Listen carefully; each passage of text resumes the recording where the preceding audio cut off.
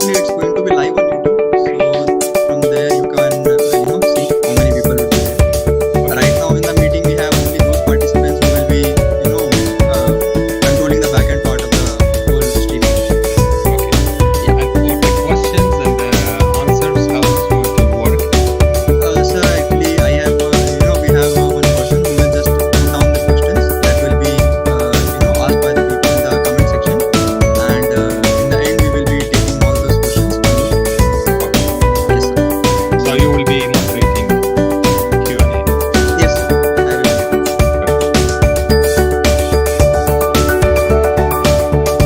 How long? How old is your section?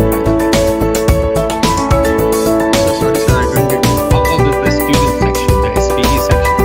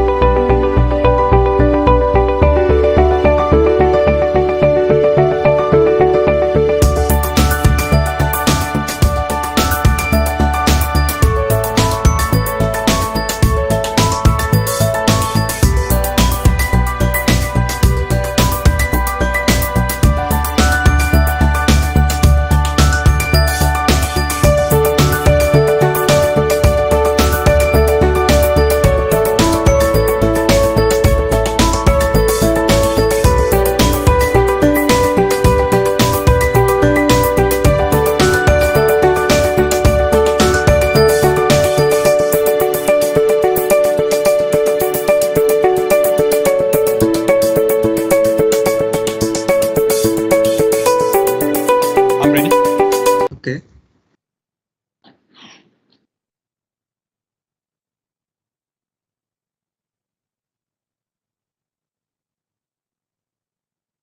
Achadhya, can you start? Yeah, please start. Okay. So, good afternoon to one and all present here. I hope you all would be safe and doing great. I am Rahul Sharma, a second year petroleum engineering student and currently serving as corporate relation coordinator at SPE PDEU Student Chapter. We welcome you all to this podcast session, PerSPEctive.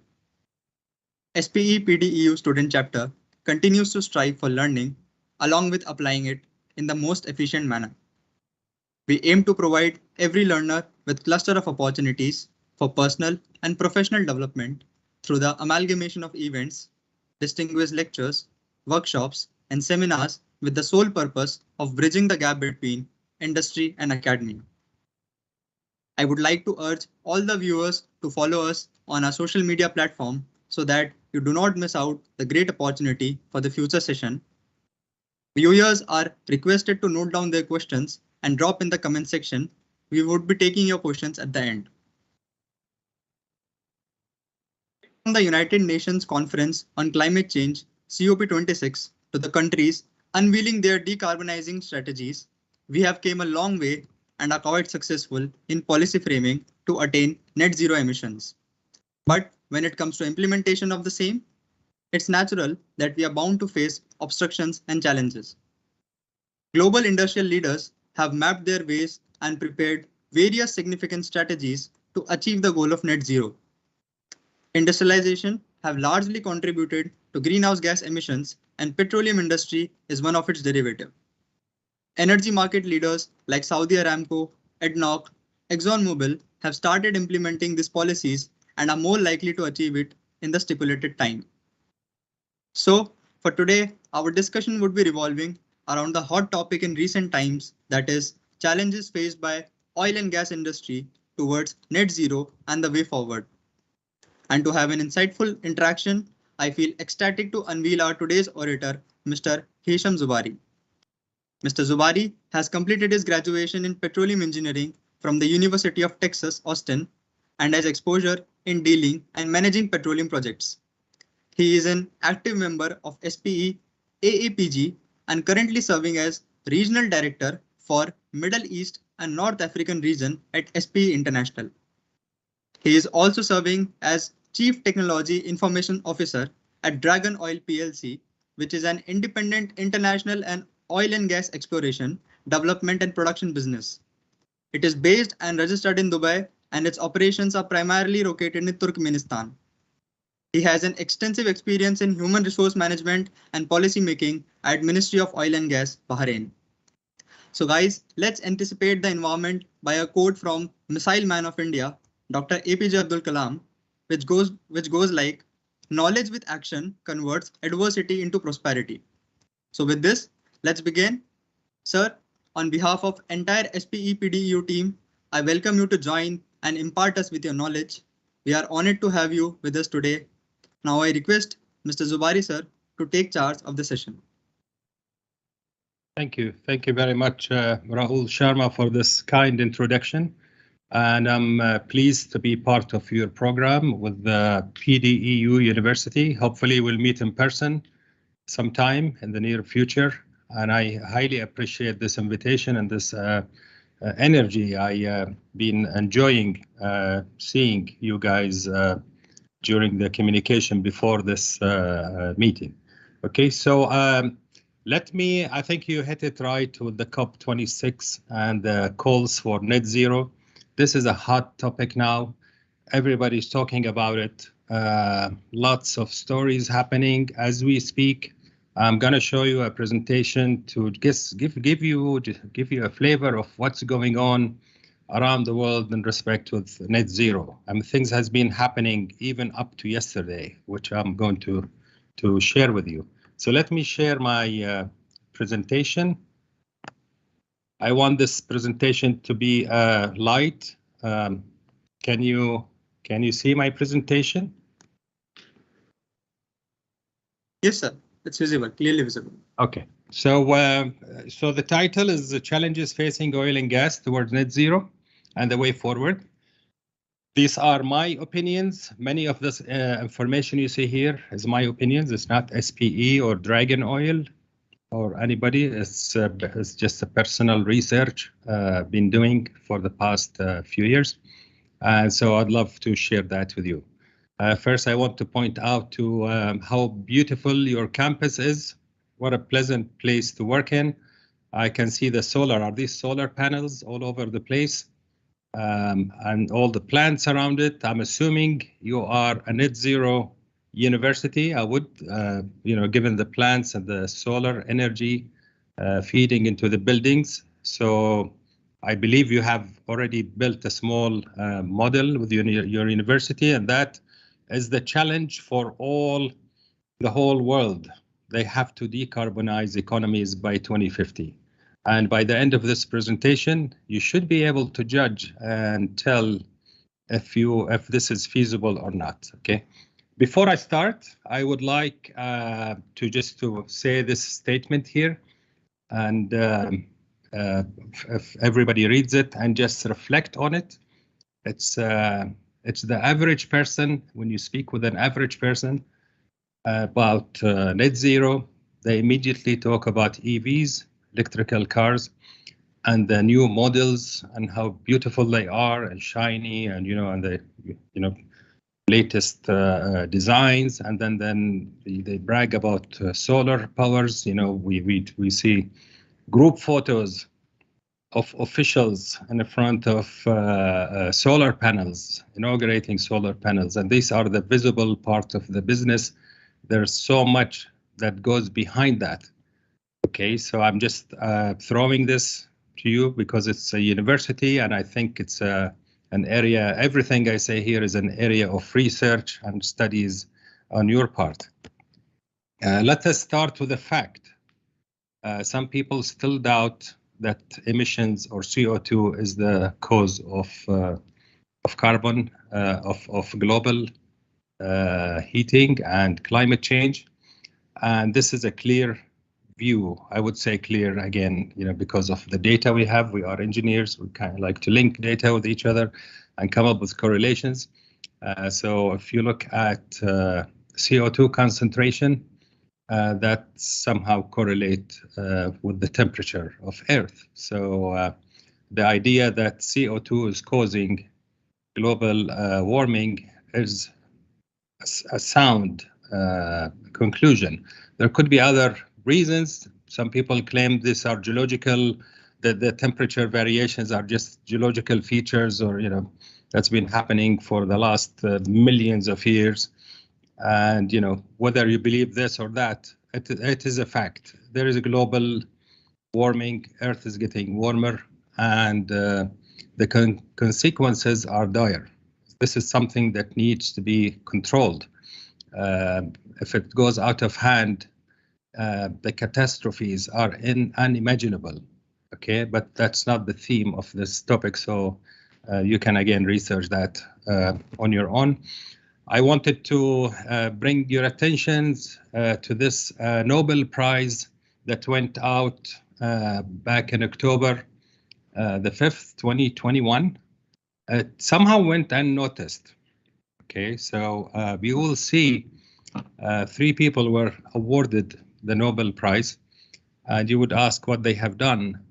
And these 3 intelligent people have actually used computer models back in the 60s to try to predict global warming and try to relate it with different variables.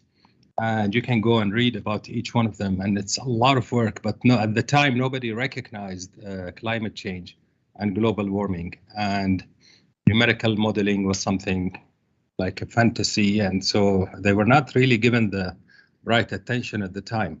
But it's something I urge you to go and read what these guys have achieved since then.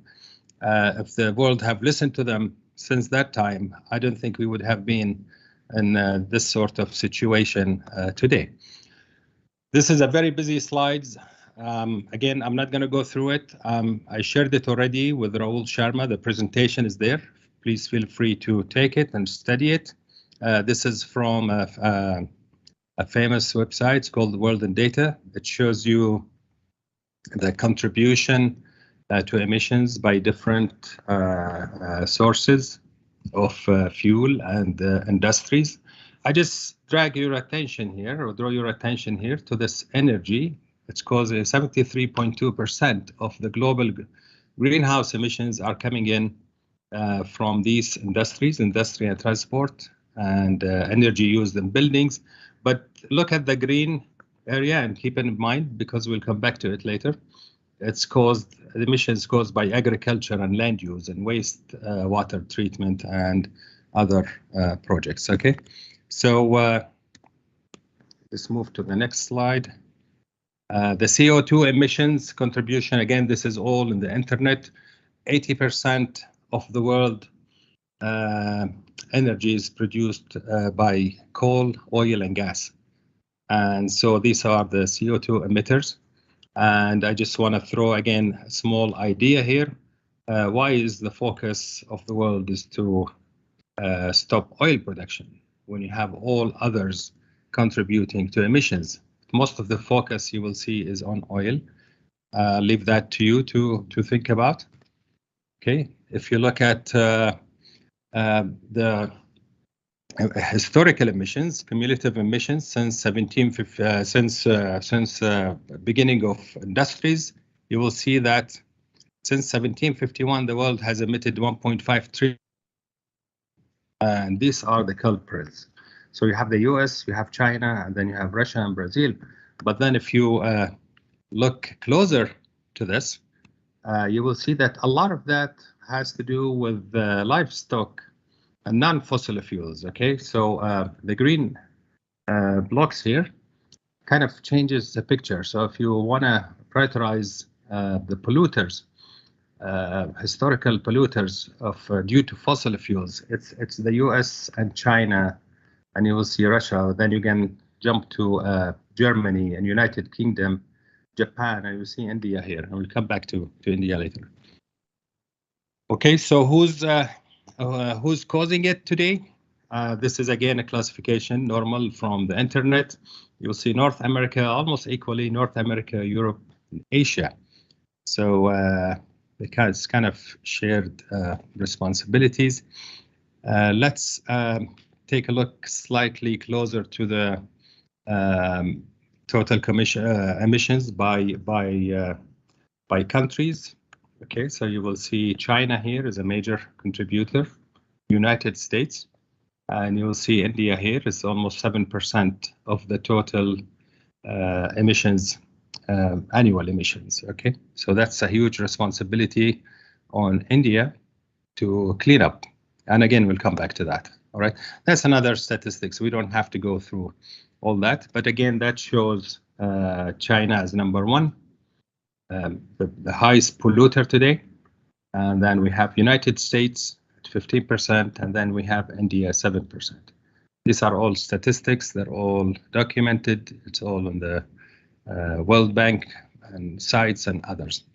Okay. However, if we look at the GDP of countries, you'll see some correlation between emissions and the GDP. Okay, GDP. So you will see the US and you will see the China. These are the highest two polluters. And then you will see the European countries and Asian countries. So in a way, it's the emissions are proportional to the prosperity of countries. In other words, you need energy to bring prosperity to the people, and through a good economy. And so congratulations, you guys, on India's performance on the GDP growth. It's the highest, one of the highest in the world. And so when they tell you there's a call for a net zero, they're asking you to stop this trend and actually sacrifice prosperity for your people. And that's where we have an issue, because the pressure is on the developing countries to curb emissions, because they're the ones now growing, and energy is needed for that to support that growth.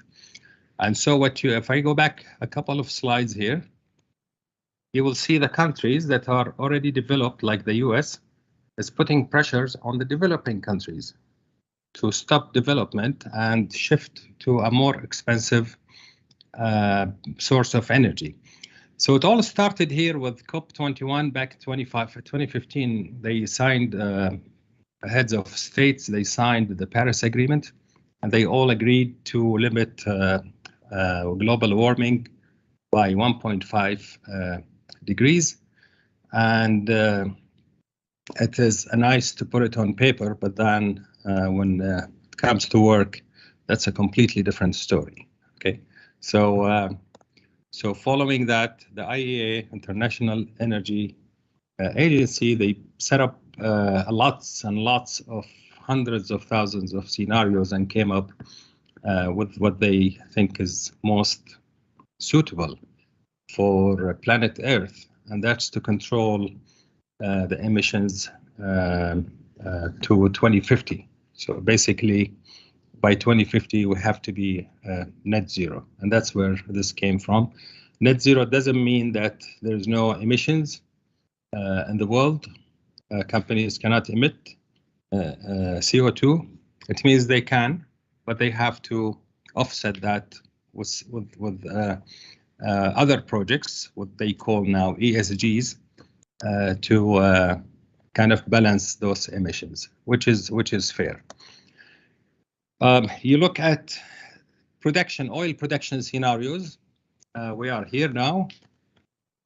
Okay, so we are in 2020, sorry. And depending on who you believe, you will see different scenarios, and the variation can go to 50 to 60 million barrels. But the common agreement is that even by 2050, 50% of the energy required by the planet is going to come from fossil fuels, whether we like it or not. Populations are growing, and energy requirement is going to increase. Okay, so there is no one unique solution, and I doubt if anybody can predict how the oil demand is going to look like beyond 2022. Okay, how is this going to impact the oil and gas industry? Oil and gas industry have been projected as the enemy of the environment, not looking at the prosperity it has brought to nations and to people. The fact that we are talking now on Microsoft Teams and on YouTube is actually wouldn't have been possible without energy that supports power plants that provide us with electricity. So it is essential. You cannot detach that from reality and just talk about getting rid of fossil fuels like some people are saying. So again, we're just gonna go through these points very quickly. Again, because you are a university, I think these points will provide you maybe with seeds for further research and studies. So the IEA, they said we don't want to see we want to see renewables replace fossil fuels. Okay, they said we don't want to see any more oil and gas discoveries, in the sense that no more investments in exploration.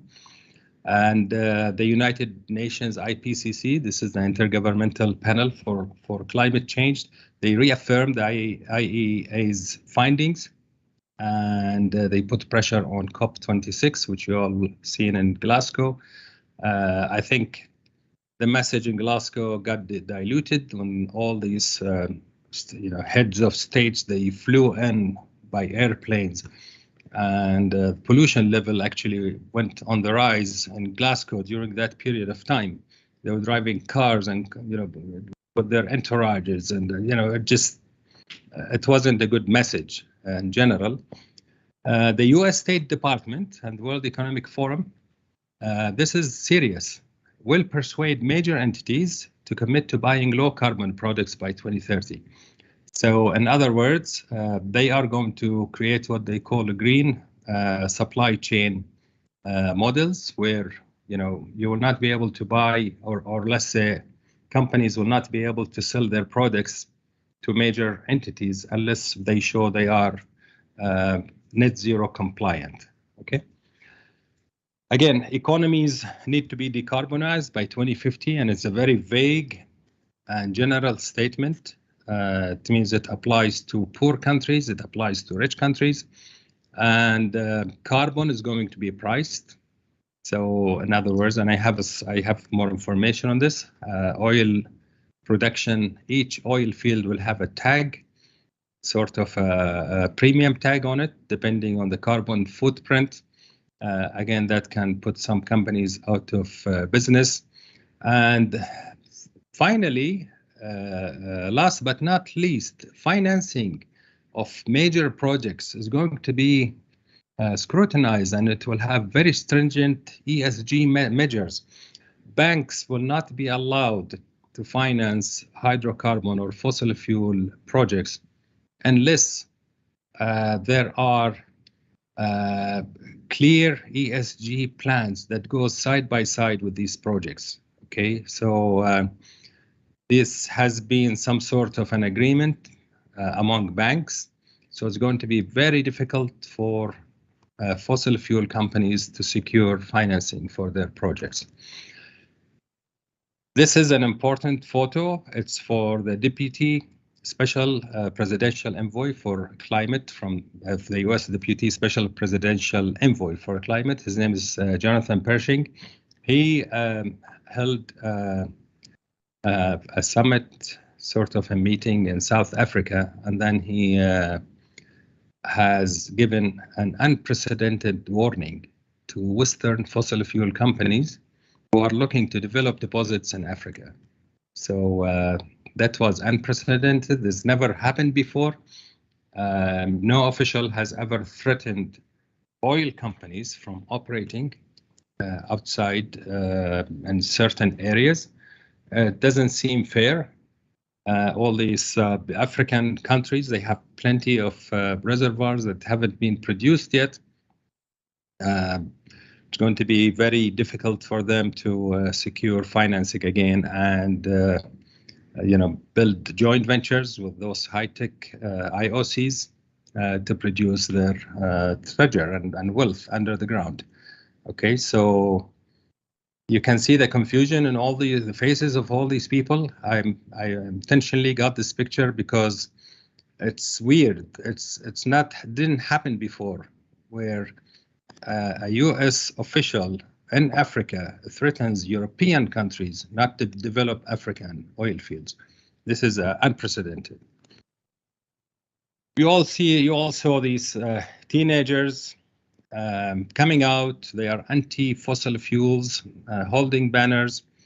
Many of them arrived in cars and trains, and they're walking on asphaltine roads, and they're, this oil is all over the place, and they demonstrate against oil because, of course, they are. I believe they're being somehow paid by somebody to go, bring these demonstrations on. And we've seen these pictures a couple of weeks ago in Germany. These are all climate change anti-fossil fuel people. They sat down on highways and they blocked the road. And as a result, this happened. So the picture here on the right is in Holland. It's recent, 3 days ago. I just got it this morning. It's the Dutch farmers. They've been demonstrating. It's getting serious. More and more demonstrations. It's growing because the government have decided to close some farms just to reduce nitrogen in order to comply with the EU regulations. So a lot of people go out of business. These are tractors you will see here. They blocked the roads, and there have been huge demonstrations. You can go on Twitter and you'll be able to see. On the left side, you will see a similar demonstration by Spanish farmers protesting against the increase in fuel that was again caused by the Russian-Ukraine clashes, and again, people will go out of business because of that. That's just 1 day ago. That this picture was taken yesterday. Let's go back to the oil, and you will see that Middle East is, of course, the highest producer here, followed by North America, and then we have the Commonwealth, I think, states. These are like Turkmenistan, Kazakhstan, Azerbaijan. Group them together. Okay, so these are the sources of emission in between brackets. And if we look at the emissions, then the picture is completely different. Okay, so you'll see the United States. All of this information, by the way, is available in the internet. It's not secret. United States is the highest polluter and CO2 emitter in oil, and then followed by China. And here you are, India. And then you have the other GCC countries below. And so what happens here, the mathematicians or the politicians, they use a simple trick. They bring in the concept of energy equality. So basically they're saying every human on Earth has the right to enjoy the same level of energy wherever he lives, whether he's in the US or China or India or Qatar or Bahrain. So what they do, they flip that equation and they do what they call energy per capita. And so when you do per capita CO2 emissions, picture changes. Now you have India as in the lowest, right? So you get even the US moves down, and you have other countries that are causing the emissions. Now, if I go to Kuwait and ask them, which is Kuwait per capita is the highest emitter, right? So go and ask them to eliminate emissions or control emissions. Even if Kuwait eliminates all emissions, that's not going to make a difference because they are already very small compared to the total emissions of, I believe it's 40 billion now, 41 billion tons per year. So this doesn't help. Playing with the formulas, it doesn't help control emissions. You could be targeting the wrong producers. Companies have taken proactive, so a lot of companies, especially the Europeans, have taken positive, proactive reactions to calls for net zero. So you have the Italian ENI. They are already into renewables, and they have given agreements to increase, to accelerate energy transition. You will notice in Africa. Okay, so the focus now is in Africa because they know there is going to be pressure on them. Africa, the reason we are, Africa is targeted because there are almost 600 million people in Africa that they don't have electricity, and yet they have lots of resources, and there's huge opportunity for the IOCs to make business there. You go to BP, okay, so they have already committed to reduce their production by 40%, not even the emissions, oil production by 2030. I don't know how this got through the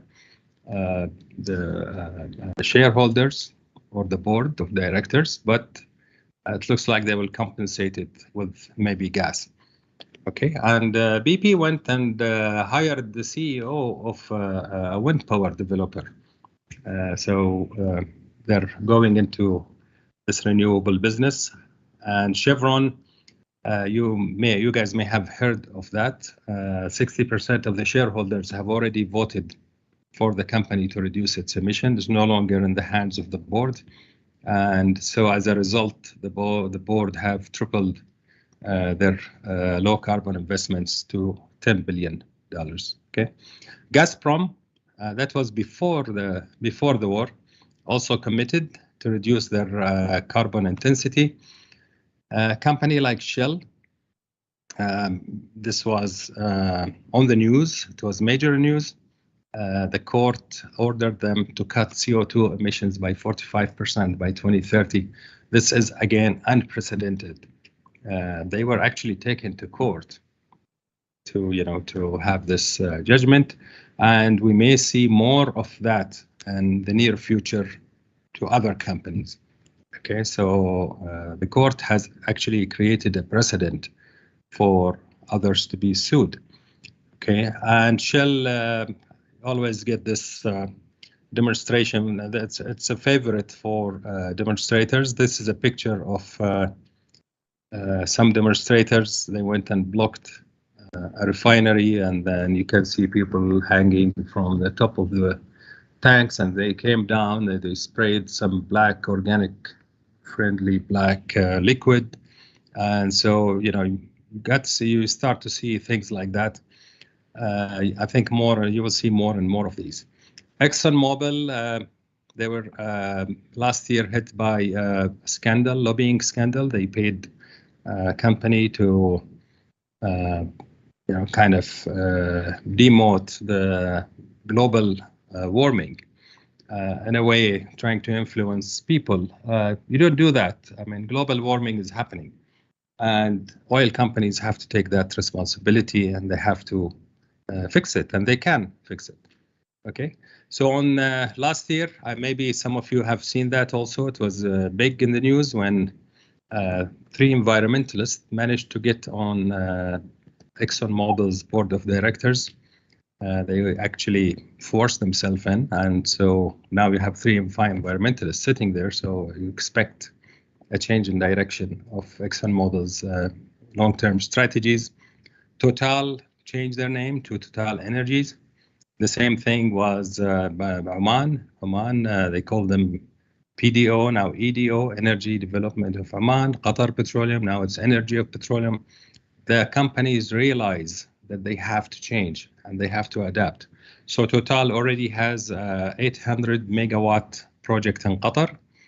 It's very successful, and they're going to build 1 gigawatt project, solar project in Iraq, side by side with their operations. And again, that is all required for ESG. In order to get the finance, they have to show some sort of renewable or decarbonizing project in parallel.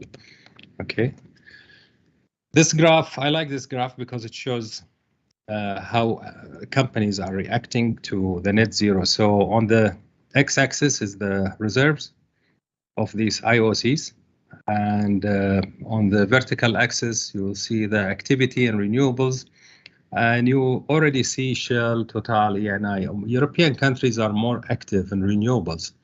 American companies like ExxonMobil, Chevron still have, I think they will be under a lot of pressure to move up towards the higher renewable activity. Okay. This was also interesting news by Occidental Petroleum. This is last year in January. They announced that they have delivered the world's first carbon neutral crude shipment. I believe over time this is going to be the trend. Companies, oil companies, producers that claim they are carbon neutral will have they'll be more attractive for the buyers. Okay, and that will also, there is another side to it, which is something called the carbon credit, which I'll also touch upon here. When it comes to countries also are reacting. So now we have this Trump and Biden and the Paris Agreement. If you recall, Trump, when he came in, he pulled out from the Paris Agreement. Biden came in and reinstated that, and he pledged $3.5 trillion budget for renewable projects around the world and in the US. And I don't believe this is going very well. I haven't heard anything on that. It's not as easy to just allocate huge amount of money for renewables. You need to have the proper framework. You need to have the proper procedures to use that funds. Okay, and so if Trump wins again the next term, you can expect again a drastic change. So it's not as situation is not as stable as it is. Russia, again, before the war, they were under scrutiny by the World Bank. They've been warned to reduce their flares. They flare a lot of gas, and they've been asked to reduce flaring, and they have actually accepted that. But I don't know what will happen after the war. They may change their mind. But again, countries will do what they need to do to bring wealth and grow their economies. Okay, Norway is the same thing. They had a Green Party, big oil. So the big oil, they won over the Green Party, and that is going again to change the direction of the industry in Norway. You may have heard about Harvard University. Again, last year they have decided to divest on $42 billion endowment from fossil fuels. Okay, so students protested. They don't want to have anything to do with fossil fuels. I think it is short-sighted. I think that funds could have been very well used to research ways to produce oil in a good way, in a sustainable way, with no emissions. Okay, but that's what it is. That came out October last year. There will be a lot of monitoring happening using special satellites. So what you see on the left side is a carbon observatory. So countries will not be able to hide. If you are emitting CO2, you will be caught. On the right side is the methane. They have some satellites to see monitor methane emissions, and you can see India here, lots of emissions. China. Okay, so again, this may be used against countries in terms of penalties, and will be subject to political reactions. Okay, this is fresh news. Just got it really this morning. This is dated January the 20th, after the shortage of the gas from Russia to Europe. Europe uses 40% of the energy as coming from Russia. So Russians have cut down on their gas supplies, and now the Europeans are going back to coal. And coal is really bad because it emits much worse greenhouse gases than oil. So that situation is actually worse now. Okay, that doesn't help with going towards net zero. Okay, since these are all in the news, just search for coal burning in Europe and you will see it's going to be on the rise. The slide on the left again highlights this is in sensitivity of the fossil fuel business or energy to the world stability. A small clash between Ukraine and Russia has created all this havoc in terms of energy around the world. And oil prices went up to $120, and you have Europe now shifting back to coal, and it shows how important to keep that fossil fuels or energy ecosystem in a balanced way. Tampering with that can take things out of control. Whereas on the right side you have Fateh Birol, he's head of the IEA. And if you go through his tweets, you will see he started by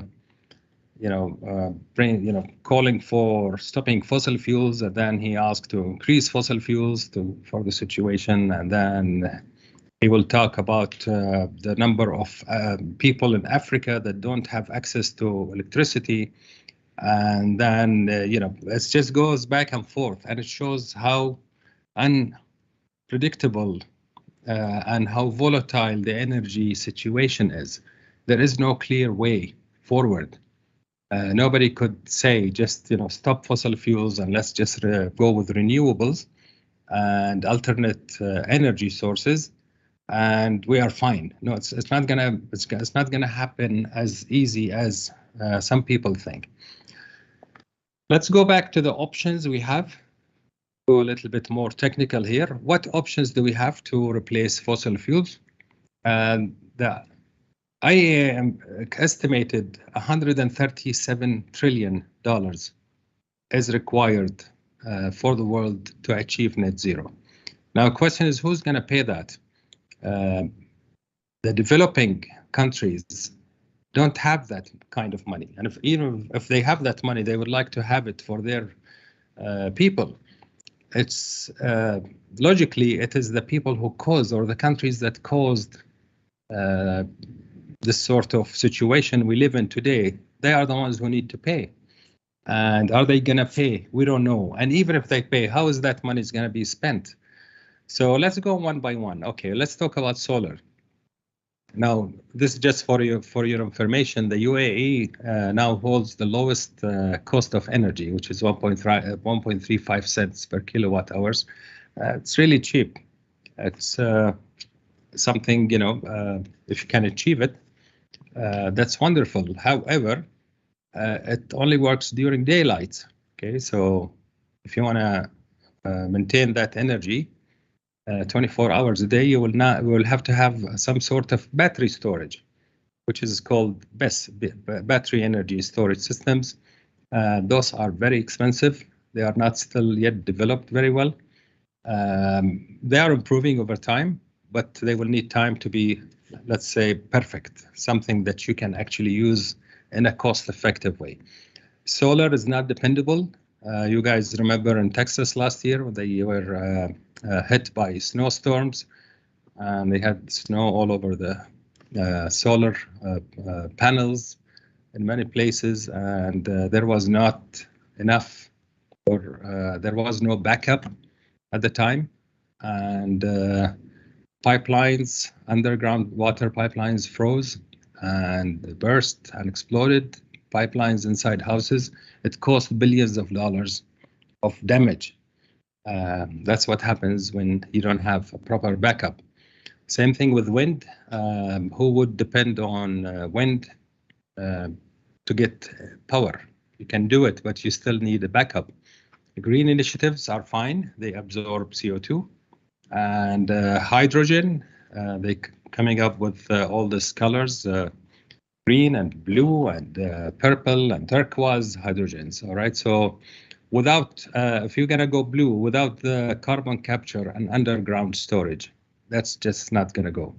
It's not gonna work. Saudi Arabia is leading something called circular carbon economy. That is doing very well. I do believe that will work, and many ideas will come on how to use carbon in actually manufacturing. Okay, so that's a good solution. Geothermal, it's not, it's a small, it's going to be very tiny contribution. The energy efficiency and demand side management is a potential, a low-hanging fruit when it comes to saving energy. You don't see much talk about it.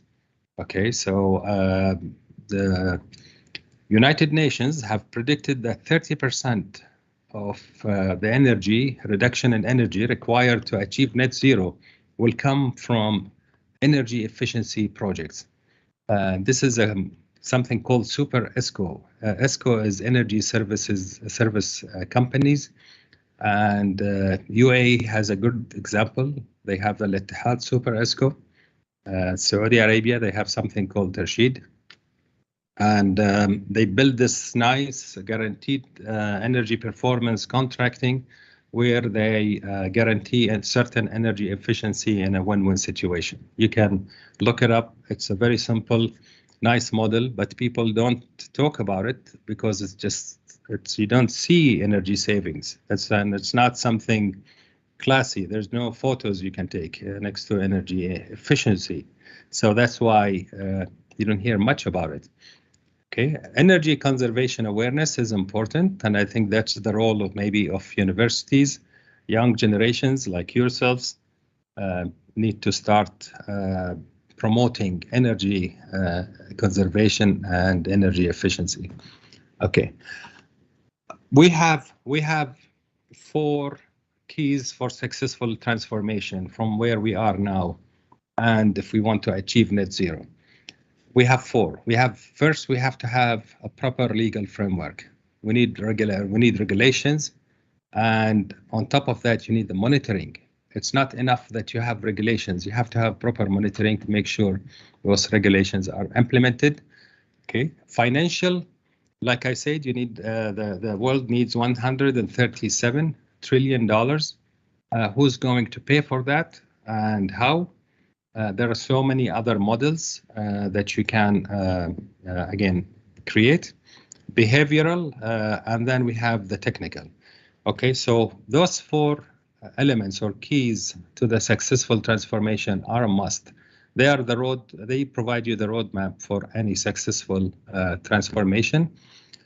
When it comes to solar energy, you will see that some countries enjoy more solarity than others.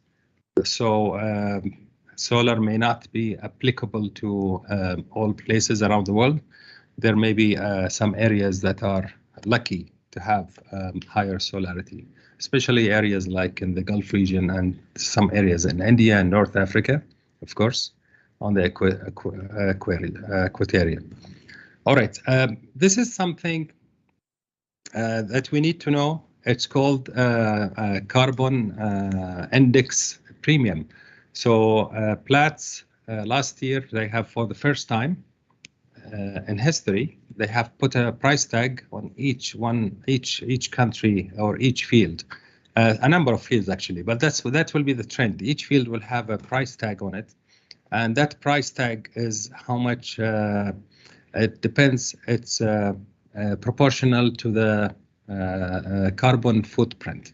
Okay, so this can put again some companies on out of business, and you can research APEC Platts and you will see how this actually works.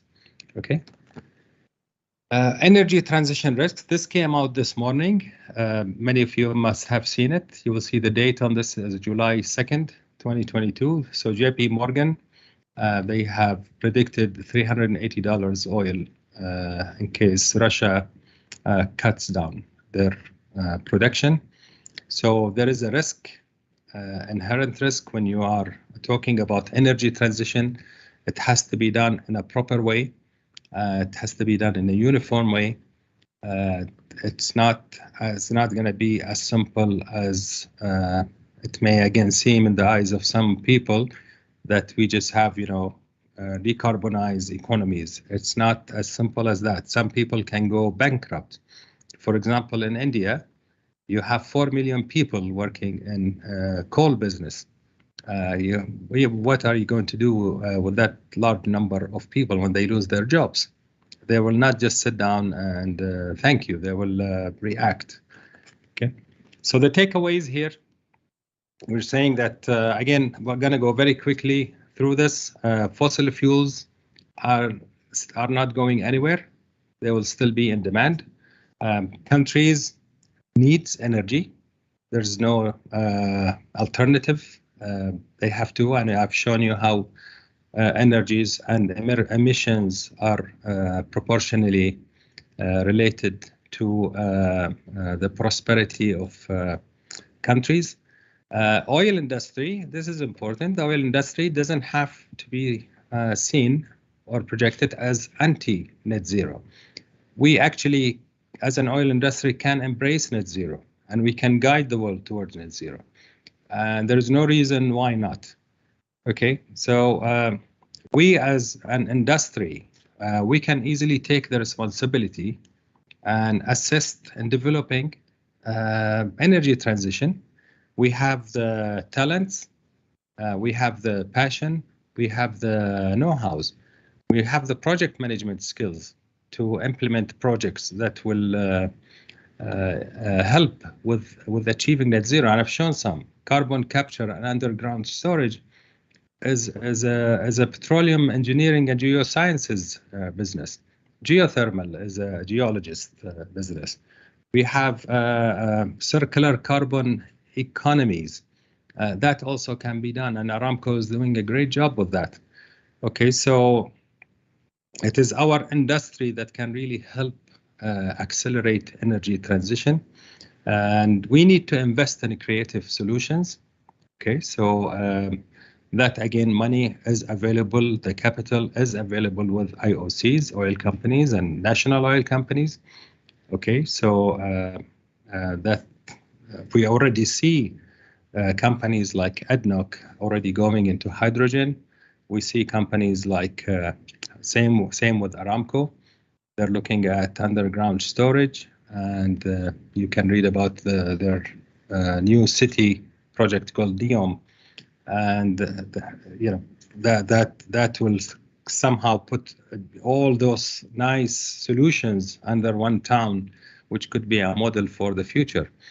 Now, we need to realize that cheap fossil fuels may hinder energy transition. Okay, but it's good to keep it as to look at it as a backup. Cheap energy will always be a backup for non 100% trustable energy, renewable energy.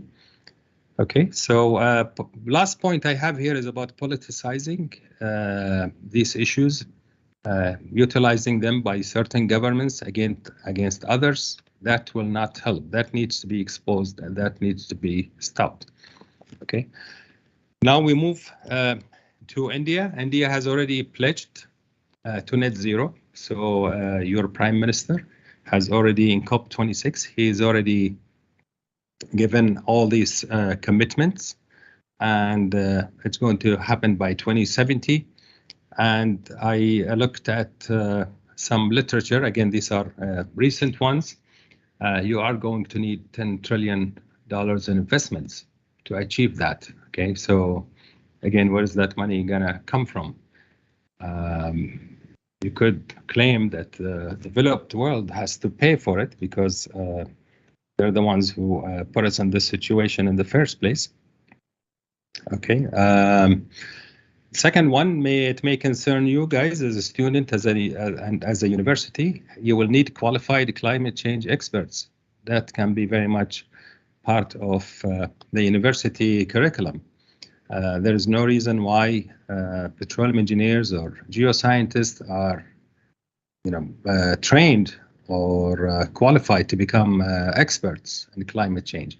Okay, so that is something I can foresee. There will be a shortage in the future, not only in climate change experts, but also in specialized petroleum engineering, because if people accept or believe the anti-fossil fuel sentiments, or promotion or propaganda against the oil business,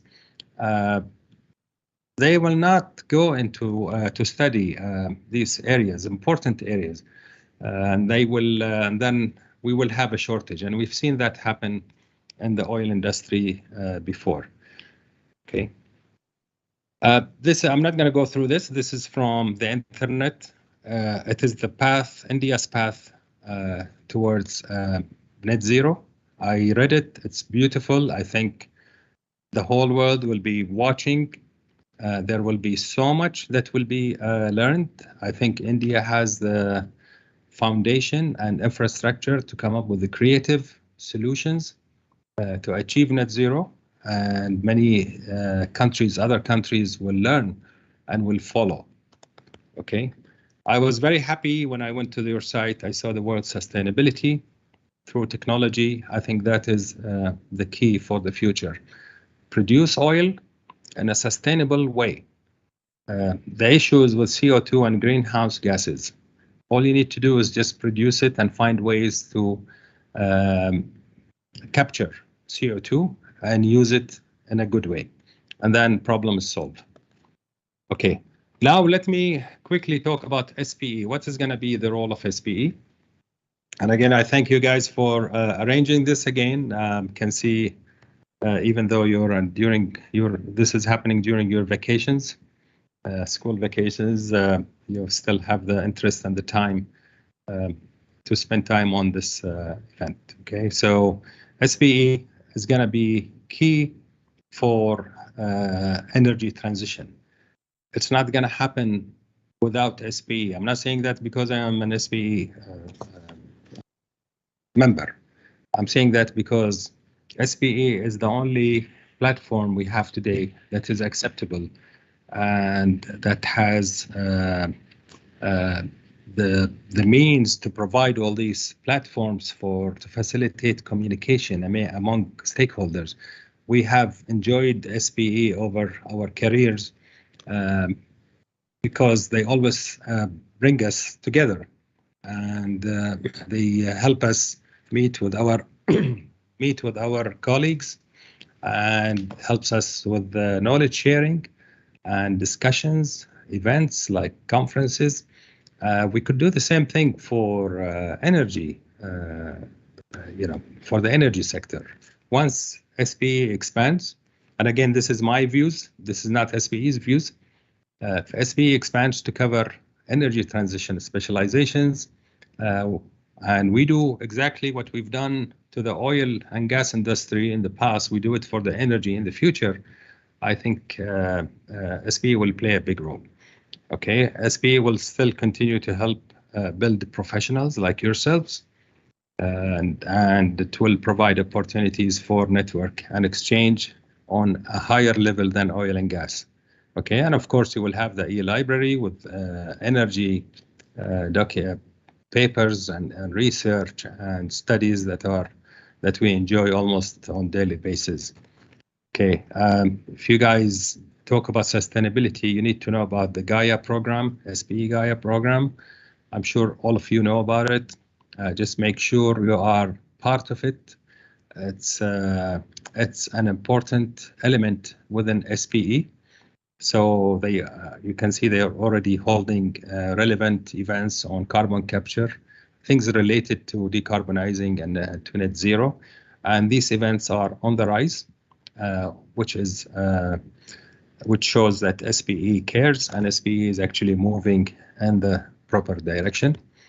And that concludes my presentation. I thank you very much. I know it's a bit long, but I realize you are students, you are used to classrooms, listening to lectures. So, and I put a lot of things, the presentation, I sent it to you guys. You can feel free to share it, and you can do research as much as you can, and I'll be happy to assist you in any way I can.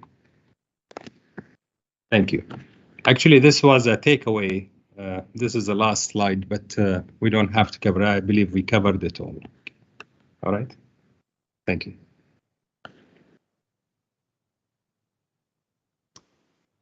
Thank you for your presentation, sir. That was a phenomenal discussion.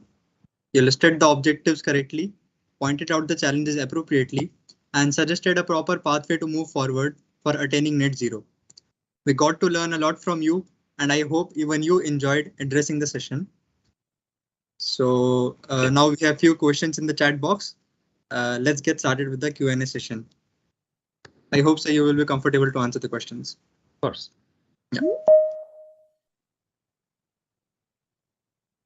So the first question goes like, is it possible to stabilize global warming without net negative CO2 and greenhouse gas emissions? No, and a simple answer, no. You have to deal with these gases. Again, assuming that we believe that the gases are the cause of global warming, which I have, all evidence show that it is related. Again, some people, if you go to literature, you will see some people claiming that this is just the global climate change is just a natural phenomena happening geologically over millions of years. It goes up and down. If you believe that, then you just sit down and do nothing. And by the time you find that you were wrong, then it's too late. So I believe that we should take care of emissions. And we can, like I said, we can. It's not a difficult job. The oil industry has proven over and over they are agile. The oil industry is agile. They absorb shocks, they learn, and they move forward. So I don't see why they don't accommodate energy transition and move with it instead of leaving it for others to come and portray us as the enemies of the environment. Actually, we can be pro-environment and we can be oil producers. So the next question goes like, what is the biggest obstacle for oil and gas companies in finding the optimal path to energy transition? Okay, oil and gas companies, they enjoy quick returns on investments.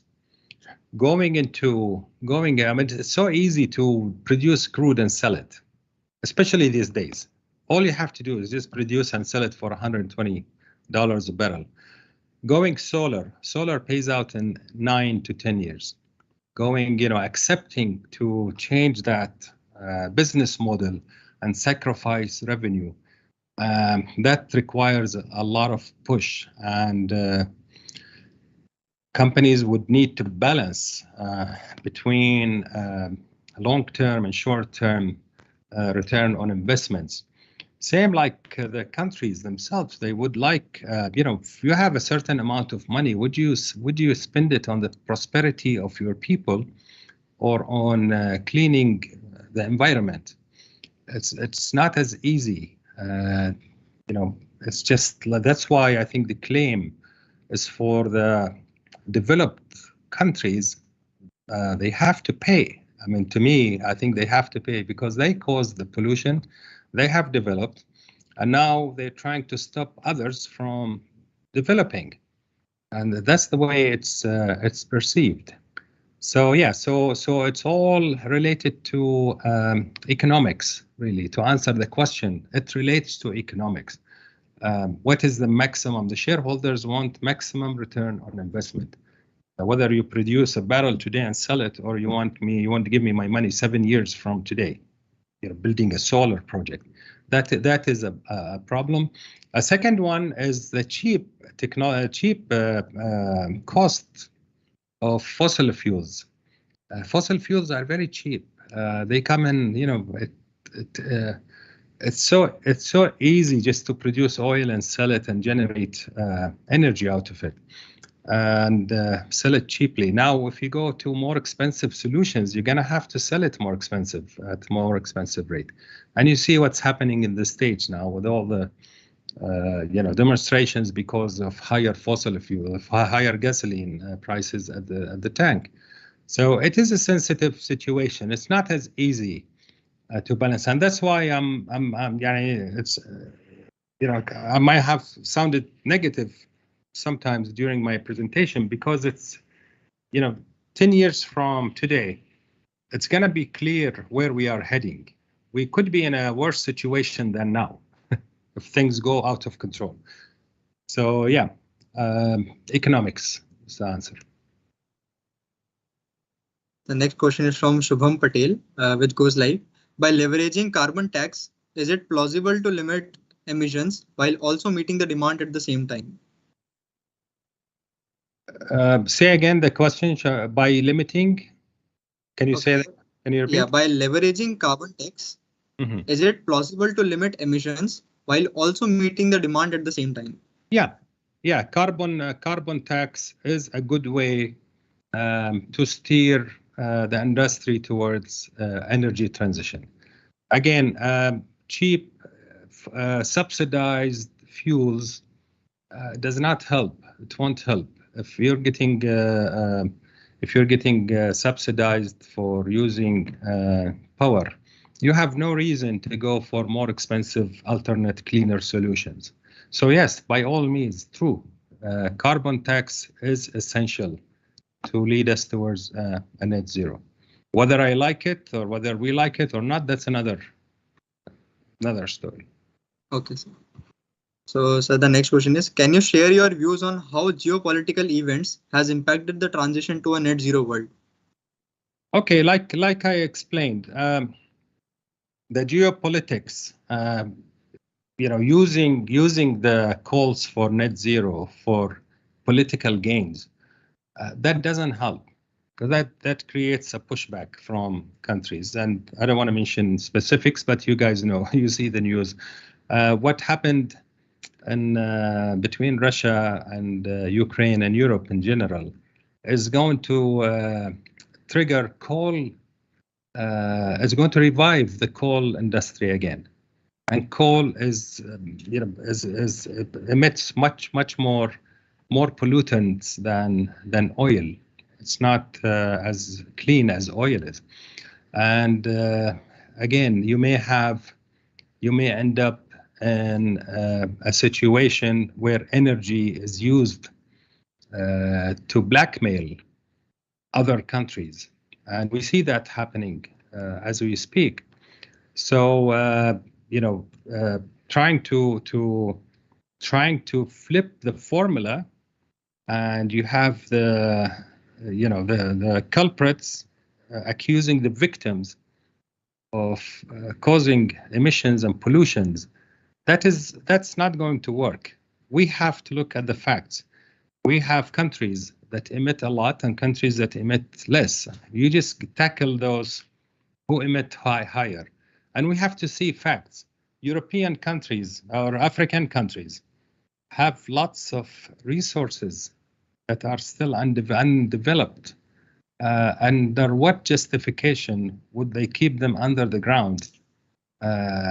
Because the developed world don't want to see more emissions. Just that doesn't go well, that sort of argument. Yeah. So politics is intertwined with all this net zero, and it needs to be realized and needs to be exposed. Okay. So the next question is from Anugrah Singla. It goes like, why are companies going towards carbon capture? What incentive is the government providing to these companies, which is driving them to spend billions of dollars in order to achieve net zero emissions? Okay, carbon capture is critical for producing blue hydrogen. So you will see that United Arab Emirates, they already have 2 reservoirs where they carbon capture and underground storage. It is costly, but it's important for jumping into the hydrogen business, which is gaining popularity, by the way. So it's a win-win situation if you think about it. And I don't think you will have a problem getting financing from banks, because you are going to produce hydrogen, and that is considered a clean energy. And so, yeah, there is the incentive again is not if you're going to compare with the strictly producing oil and looking or investing in alternate energy, the alternate energy is not going to be as attractive as investing in oil production. And that's where there has to be some sort of regulations and policies to force the companies or the industry to look for alternatives.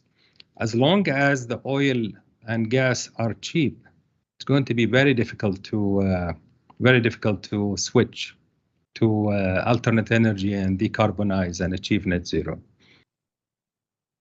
Yep. Okay. So we have one more interesting question. It goes like, are any real-time statistical data available that ESG responsible care practices really worth implemented now had paid in industrial sectors for reducing emissions? It's a nice question. So there is a shipment of oil that came out from one of the European companies. I'm not sure. I think it's Equinor. So what they did, they have claimed they have an oil carbon neutral oil shipment. And how they did that, they bought a piece of land in Brazil and they planted it. And they calculated how much emissions CO2 that small forest can absorb. And they made sure it's exactly the same amount of how much that shipment of oil has produced in terms of emissions. And so they claim they are carbon neutral. So yeah, you will start to see these sort of strange, weird concepts, and we have to get used to it because that's what it means. Net zero doesn't mean that you don't produce emissions. It just means that you have to have something on the side that offsets the volume of emissions you have done.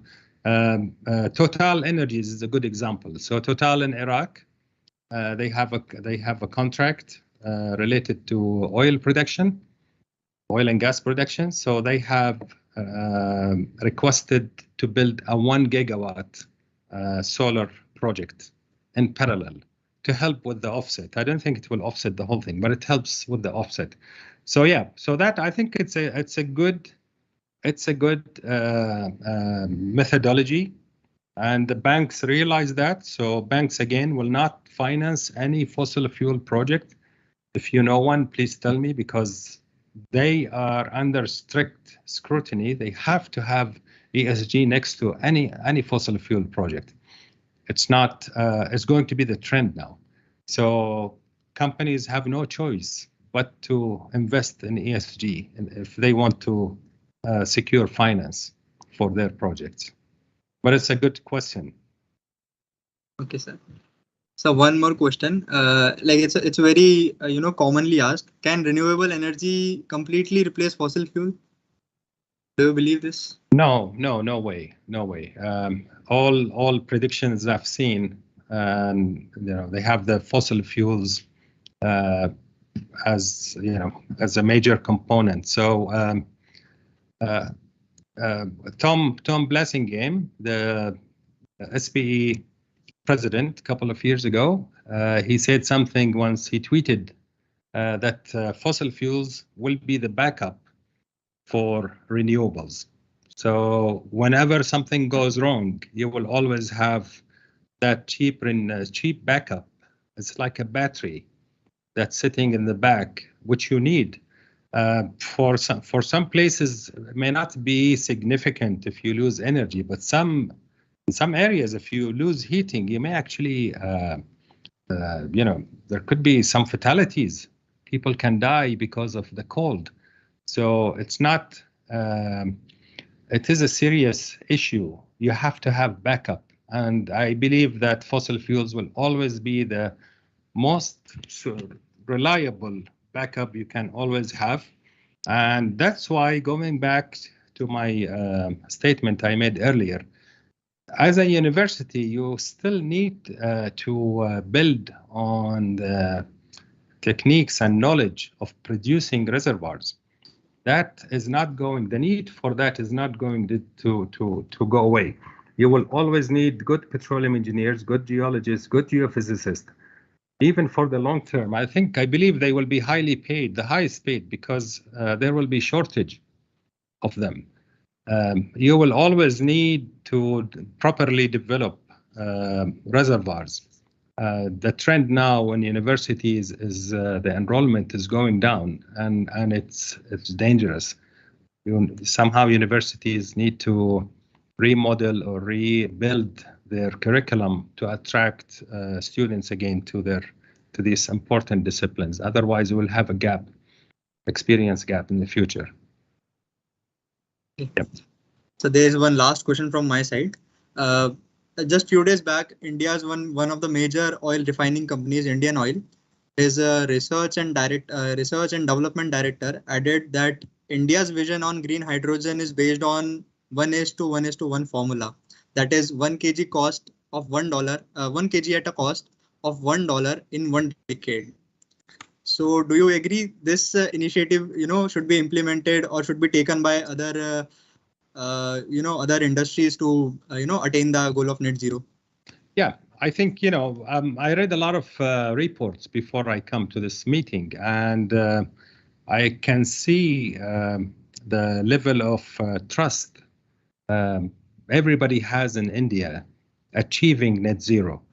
And believe me, everybody is watching because they know you guys are very creative. You will come up with solutions and, very cost-effective technologies to achieve net zero, and people will be following and learning from you.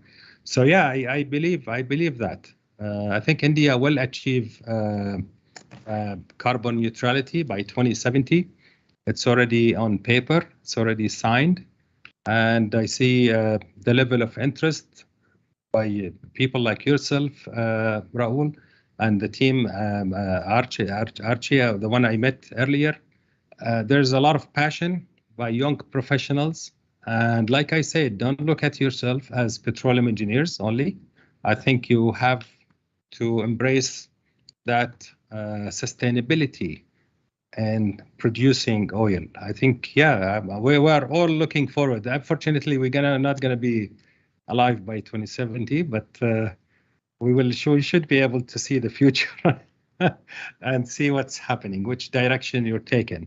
But yeah, India, I think, is rich with people and resources, and you have good solarity for the panels for solar projects. And I don't think you are short of professionals who build the new technologies.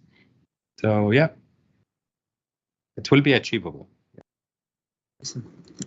So thank you so much, sir, for your time and patience. I hope all the attendees found the lecture as valuable and as informative as I did. We would like to conclude today's meet by thanking Mr. Hesham Zubari, sir. So I would like to invite Mr. Manav Patel. He is a membership chairperson of SPE PDEU Student Chapter, to extend a vote of thanks to Mr. Zubari, sir. Thank you. Hello. Am I audible? Yes. Yeah, so on behalf of whole SPE PDEU Student Chapter, I would like to express heartfelt gratitude to Mr. Hesham Zubari, sir, for sparing his valuable time despite of his busy schedule and providing us an enlightening talk on one of the most important aspect, you can say, in today's oil and gas industry, that is like challenges facing oil and gas industry towards net zero. So this session will undoubtedly benefit all the energy soldiers of tomorrow, and we look forward for your support in our future events as well. So thank you so much again, sir, for joining us. Thank you. I appreciate the time and the invitation. Thank you. You've all been very kind and nice to me, so I appreciate it. Yes, sir. All right. Stay happy, stay safe, sir. Thanks for joining. Thank you. Thank you. Bye-bye. Thank you, sir.